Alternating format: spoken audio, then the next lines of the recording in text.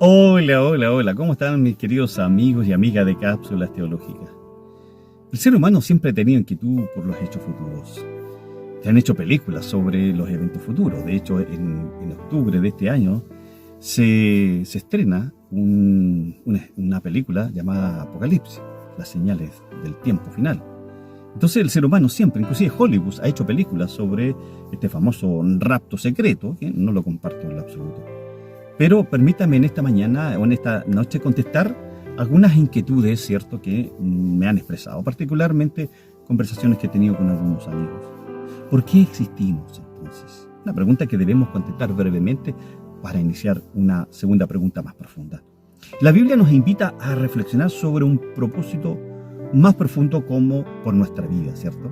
Según Génesis 1:27 dice: creó pues Dios al hombre a su imagen, a imagen de Dios lo creó, varón y hembra los creó. Somos una creación especial. Dios nos diseñó con un propósito único para tener una relación íntima con Él. Por lo tanto, reflejamos la imagen de Dios. Nuestras capacidades de amar, crear y razonar son el reflejo de las cualidades divinas, lo que teólogos llaman los atributos comunicables. Tenemos un destino eterno. La vida en la tierra es solo una parte de nuestra historia. La Biblia habla de un cielo nuevo y una tierra nueva, donde viviremos, por supuesto, eternamente con Dios. ¿Por qué entonces nos intriga el futuro? Que es la segunda pregunta que quiero compartir y desarrollar más ampliamente. Fíjese que la incertidumbre sobre los que nos depara el mañana es inherente a la condición humana.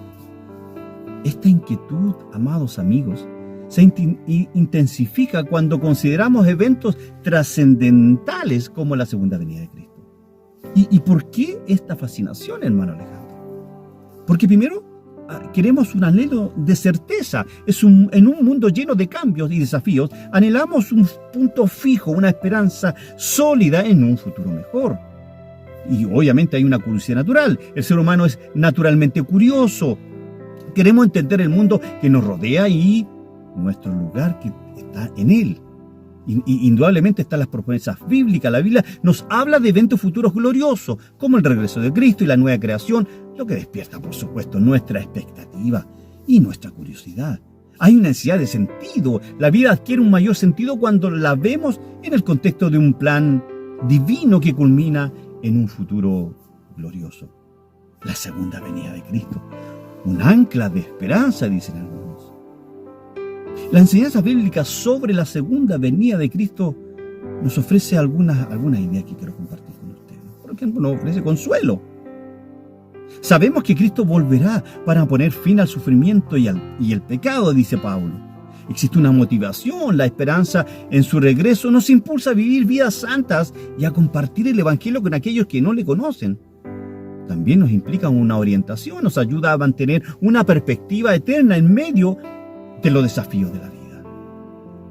Hermano Alejandro, ¿estamos viviendo los últimos tiempos? Otra interesante pregunta. Bueno, debemos tener cuidado de no ser culpables de aquello por lo cual Jesús reprendió a los fariseos, lo que yo llamo el síndrome del cielo rojo. Si ustedes recuerdan aquella historia bíblica, Jesús reprendió a los fariseos porque tenían la capacidad de predicar o de predecir el tiempo.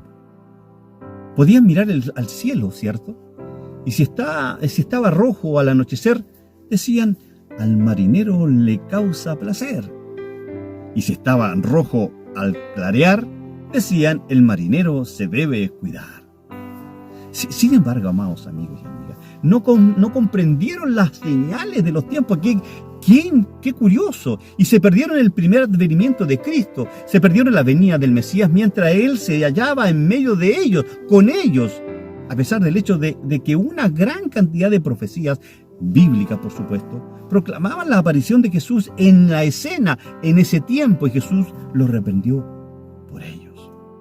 Cuando alguien me pregunta entonces, ¿estamos en los últimos días?, sospecho que lo que quiere decir es: ¿estamos cerca del último capítulo de la historia antes de la venida de Jesucristo? La verdad es que no puedo decir sí o no. Así que voy a decir con ustedes sí y no lo sé. En el sentido en el cual digo que sí en este video, porque creo que hemos estado los últimos días desde el primer advenimiento de Cristo. Ya han pasado 21 siglos y siendo así, las Escrituras nos dicen que debemos vivir en un espíritu de diligencia y de alerta desde el tiempo en que Jesús dejó este planeta en las nubes de gloria hasta que regrese. Sobre todo los dice el Nuevo Testamento, no habla de ello. Hechos capítulo 1 y 2 no habla de eso. No obstante, cuando la gente me pregunta, ¿estamos viviendo los últimos días? Sospecho que lo que quieren decir es, estamos viviendo en los últimos minutos de la última hora del último día. Creo yo que el regreso de Jesús está cerca, amados hermanos, que está en el horizonte, está a la vuelta de la esquina, como dicen otros. Espero haber aprendido algo de los errores de otras personas que cometieron en el pasado. Por ejemplo, Martín Lutero. Cuando Lutero atravesó el turbulento trastorno de la iglesia cristiana en el siglo XVI, Lutero estaba convencido de que la fragmentación de la iglesia en ese tiempo era el presagio del regreso de Jesús. Sin embargo, estaba equivocado. Y también Jonathan Edwards, un tremendo hombre de Dios, viviendo en la mitad del siglo XVIII, poco después de que Chile, un 12 de febrero del año 1818, se constituyera como república, pero él pensó en la forma en que la religión había declinado entre 1620 y 1750. Jonathan Edwards, estaba convencido de que el mundo se estaba derrumbando, cayéndose a pedazos, y de que se nos estaba acabando el tiempo. Pensaba que Jesús iba a venir en cualquier momento, pero lamentablemente Edwards estaba equivocado. Así que cuando observo a estos dos titanes de la teología, como Martín Lutero y Jonathan Edwards, haciendo predicciones equivocadas y expresando sus expectativas del regreso cercano de Jesús, a mí me preocupa. Y lo único que puedo decir es que cada día debo estudiar un poco más sobre los hechos futuros. Si se equivocó Lutero, si se equivocó Edwards, ¡wow! ¿Qué queda para nosotros? Hoy están pasando muchas cosas en el mundo. Lo cual me dice, amigos y amigas, que estos son tiempos en que los cristianos, los creyentes en Cristo, debiéramos estar con la Biblia en la mano, hablándole a los demás y estudiando un poco más, conociendo a Dios, y con la otra, en las noticias de redes sociales, viendo qué pasa en el mundo. ¿Deberían los cristianos dedicar tiempo al estudio de la profecía bíblica sobre la segunda venida de Cristo? Si Dios nos da la información con respecto a algo, obviamente espera que seamos diligentes, usted y yo, en estudiarlo.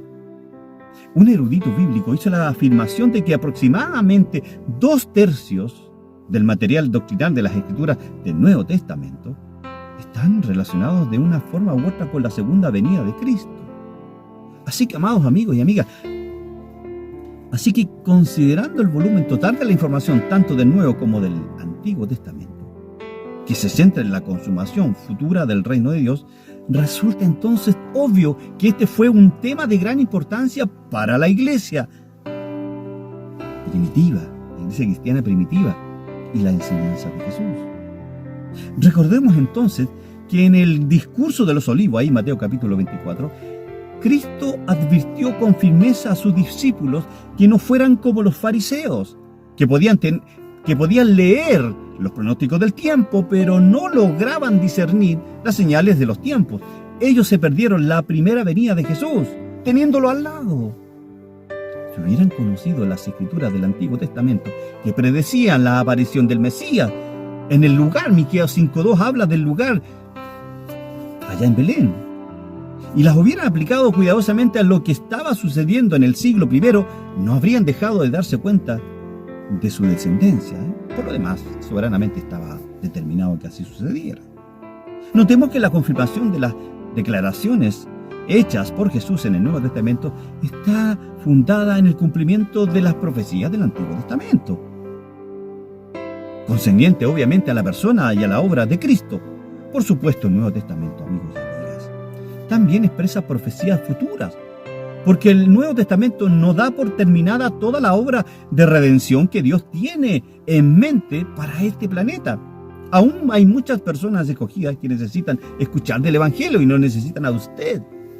Aún hay otro capítulo que debe escribirse, como Jesús lo indicó, y por lo tanto nos dice que observemos las señales de los tiempos. nos llama a una decisión de diligencia, a estar alerta y a no caer en el engaño. Tanto Jesús como el apóstol Pablo nos advierten, amados amigos, que en los últimos días habría grandes engaños, un Cristo falso, rumores falsos y una falsedad tan severa que podría engañar incluso a los elegidos de Dios. ¿Cómo podremos discernir entre el Cristo verdadero y el anticristo o los falsos mesías que vendrán, a menos que le prestemos una gran atención a aquellos pasajes proféticos de las Escrituras?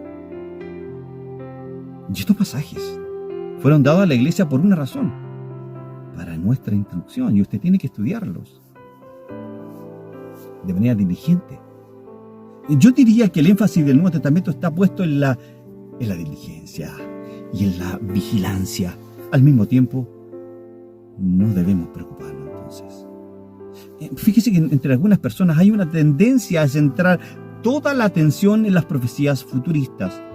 Esto se convierte, por lo tanto, casi en una especie de magia o hechicería, por lo cual andamos buscando la segunda venida detrás de cada arbusto, detrás de cada biblioteca.